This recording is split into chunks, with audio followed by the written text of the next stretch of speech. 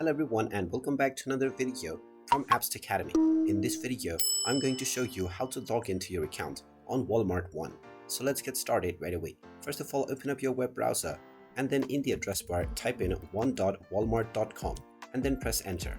You will now be taken into the official Walmart One website. Now from the home page, click on the login button at the top right corner and this will open up the login portal. Just type in your user ID within the user ID box that you have set up while signing up. Then choose your country or region from the country/region box. Finally choose your location and then click on the sign in button. You will then be asked to enter your password.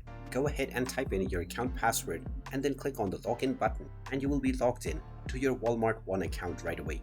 In case you have forgotten your credentials, you will find the forgot password option within the password page, which you can click on to reset your password.